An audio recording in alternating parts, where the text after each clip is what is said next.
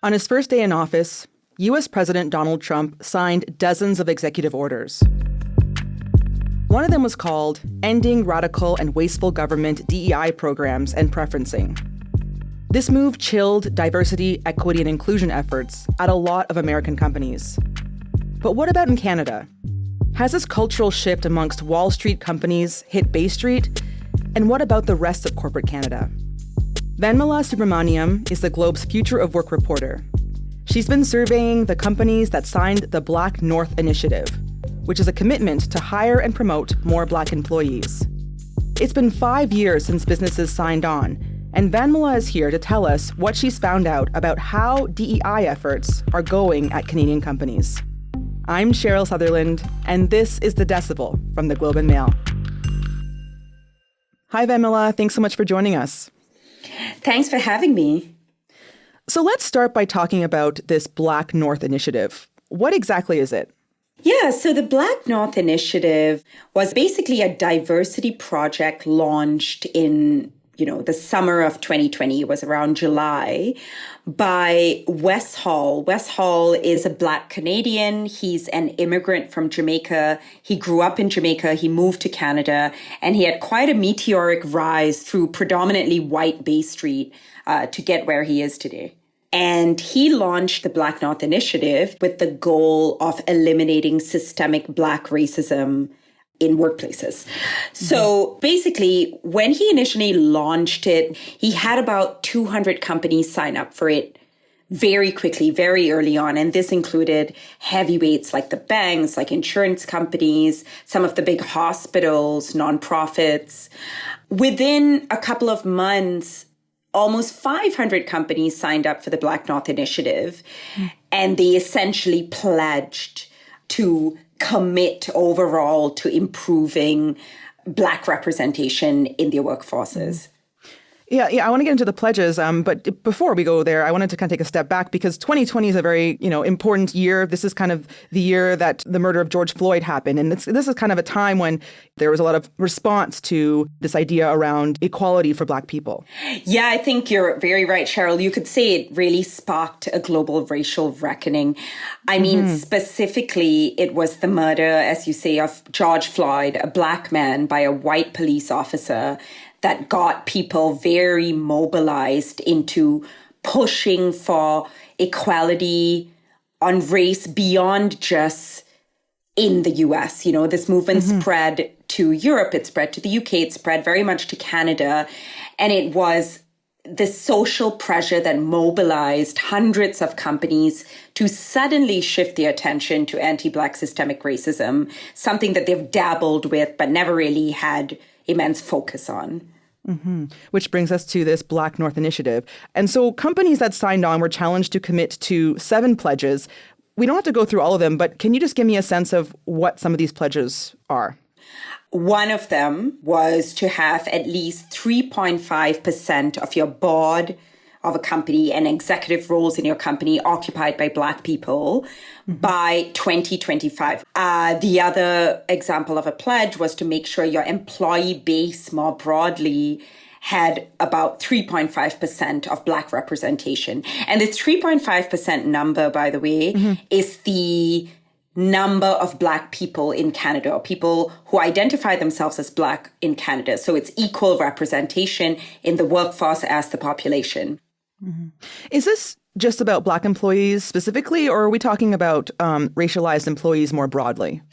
The pledges themselves were about Black employees, the specific pledges, but the spirit of the BlackNorth Initiative, like the broader push that they were trying to get employers to, really commit to, was just improve representation in the workplace. So racialized representation in the workplace. I mean, to put it very simply, there was a feeling that workplaces were still too heavily white, and that needed to change based on changing demographics in Canada.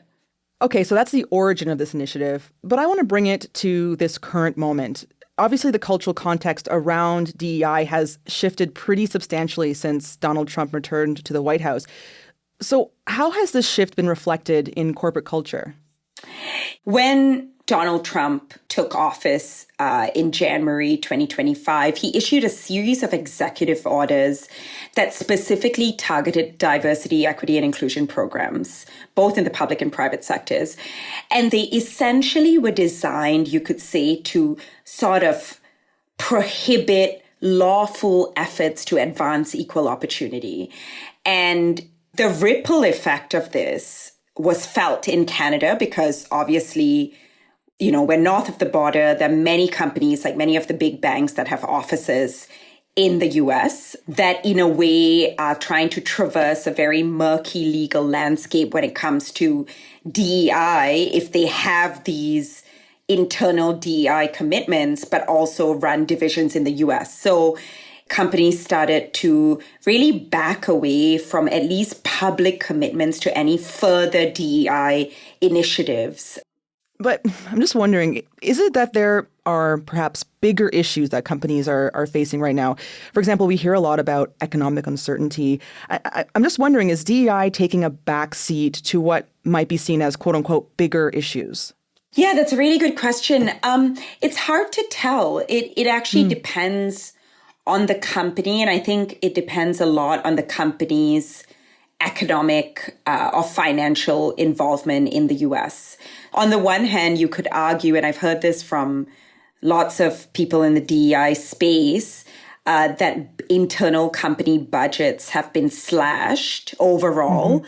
And if they had to cut something, they would target DEI. Any kind of money that's going into DEI initiatives internally or externally, that's sort of on the back burner right now. Now, that's things I've heard. I wouldn't generalize to say that that's most companies, but that is definitely happening, and it's impacting people, consultants mainly, who have gained a lot of clout over the last 5 years because of their services in providing help to companies to create more equality, racial equality in their workforce. So, Van, you've been surveying all the companies that signed on to this initiative about their progress since the initiative began. So let's look at this year's results. What were the main takeaways?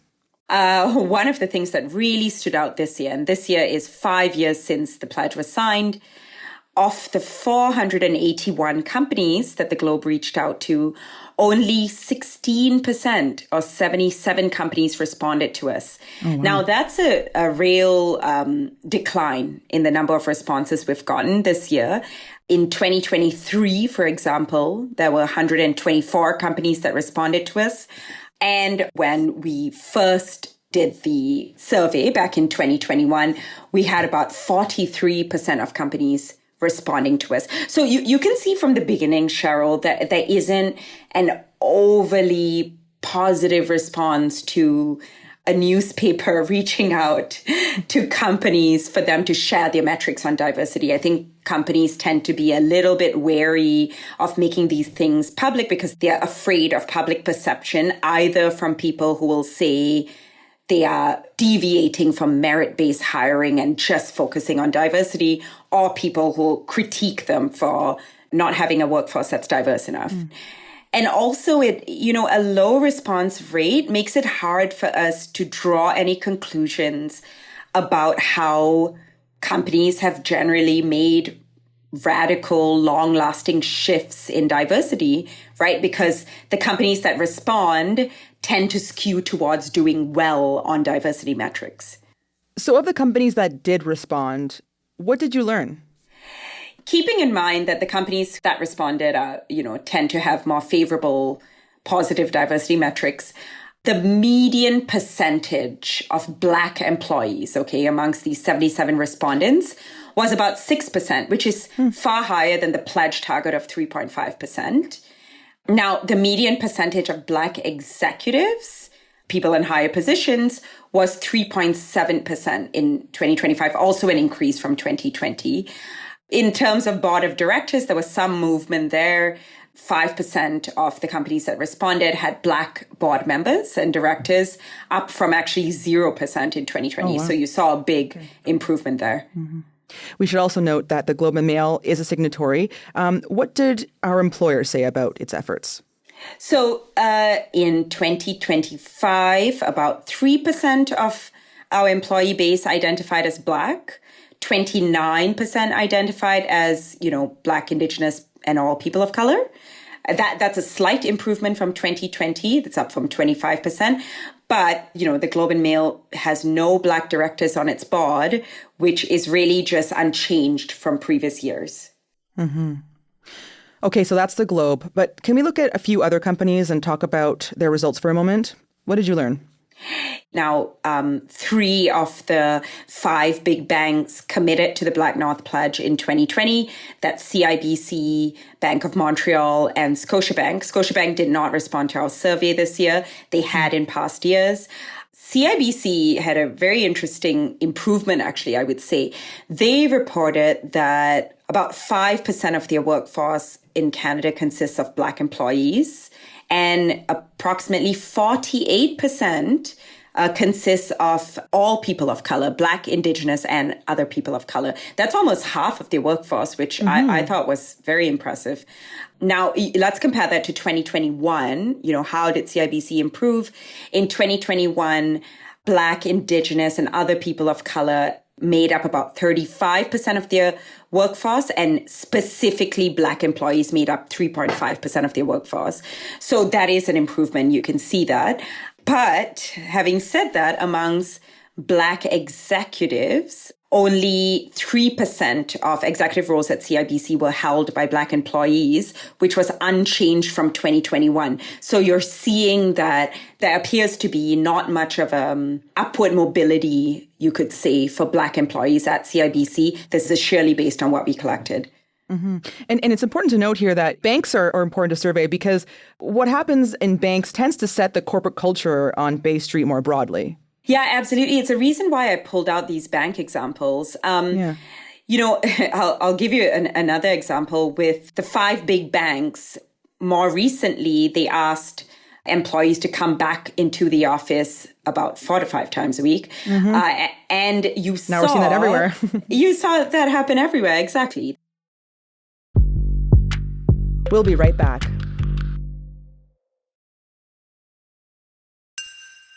I want to dig into the results a bit deeper here, Van. Over the years, what have you learned about how companies approach hiring with DEI in mind?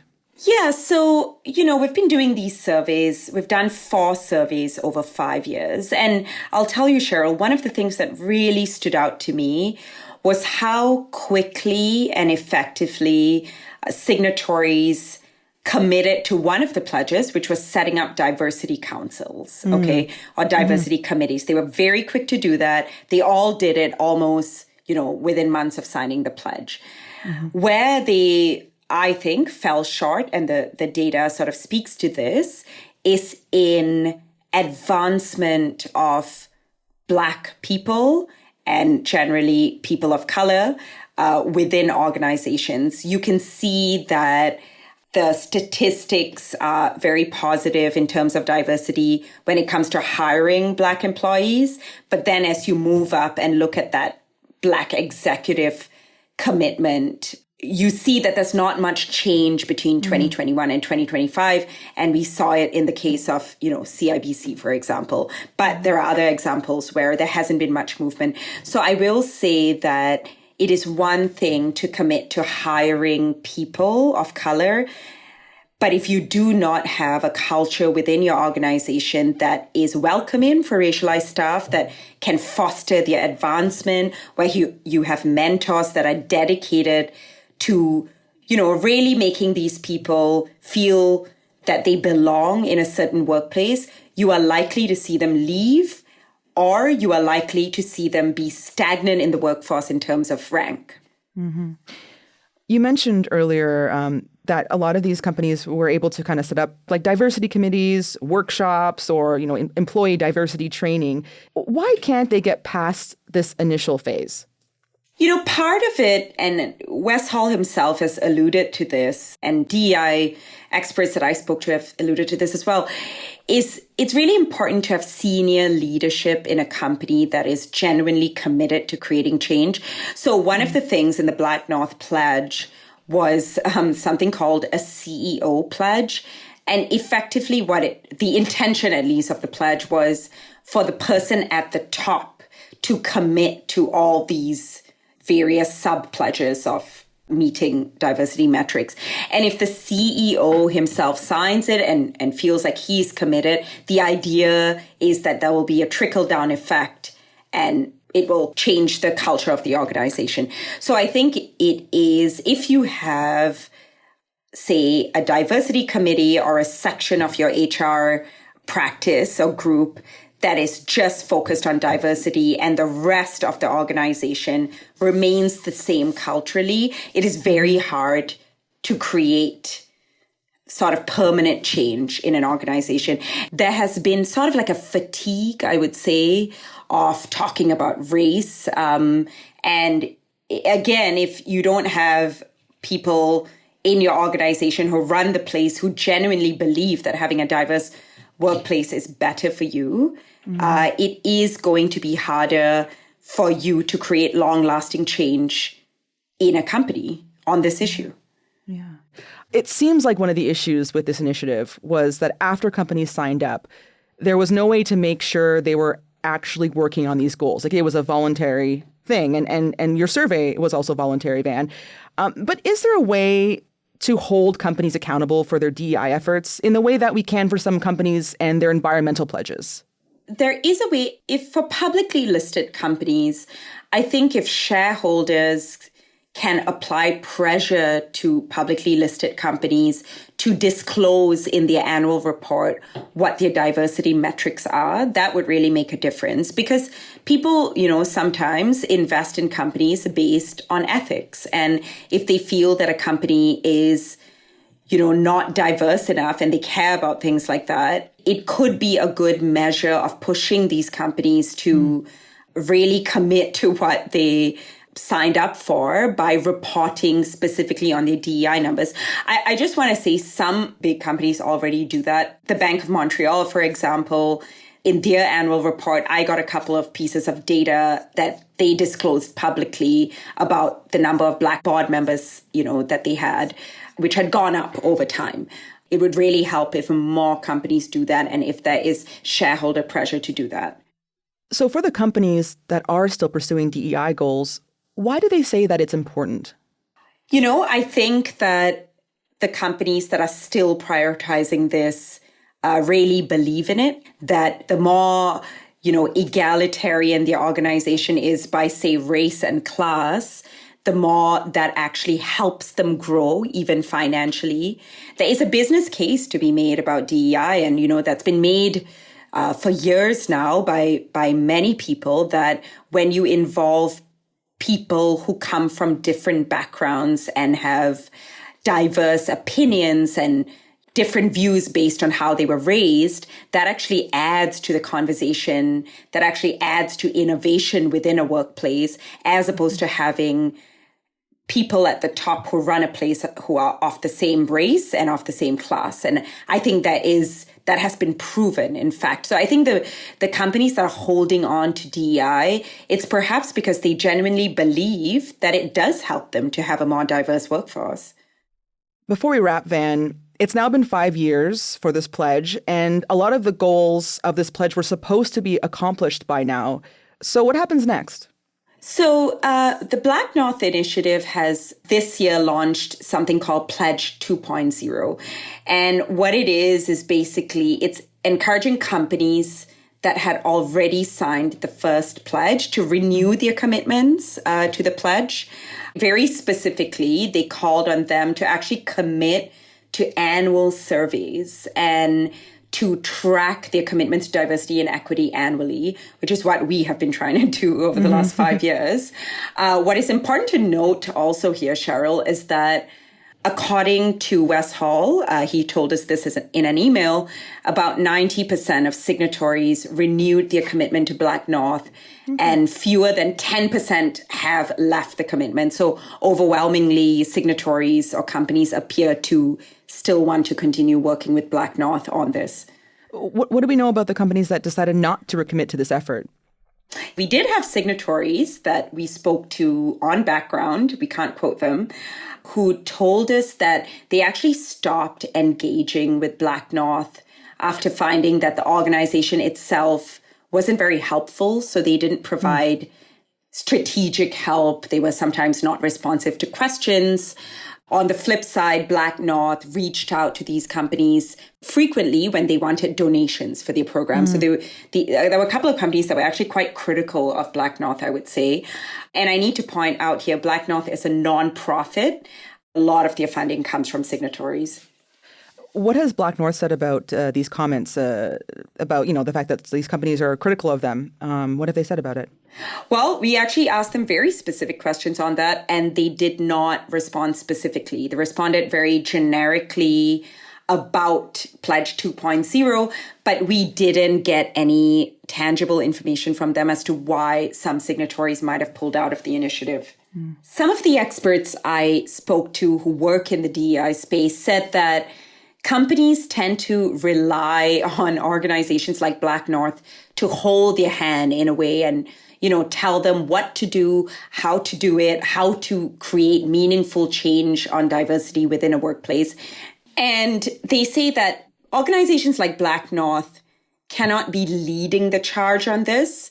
Workplaces themselves, after a while, need to find a way to embed diversity into their culture, fit diversity in with intention to create sustainable change. Just lastly, Van, does BlackNorth consider their initiative a success?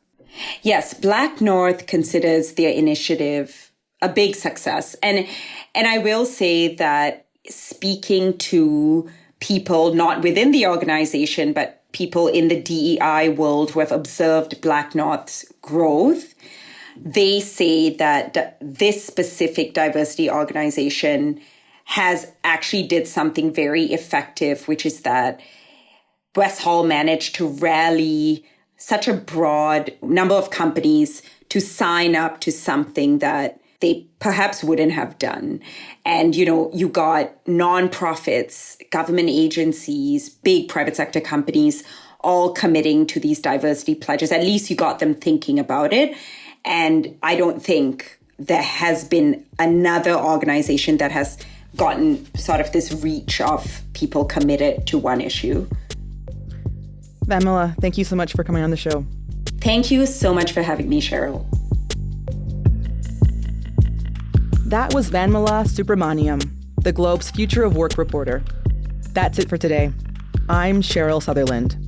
Our producers are Madeline White, Michal Stein, and Ali Graham. David Crosby edits the show. Adrian Chung is our senior producer, and Angela Pacenza is our executive editor. Thanks so much for listening, and I'll talk to you soon.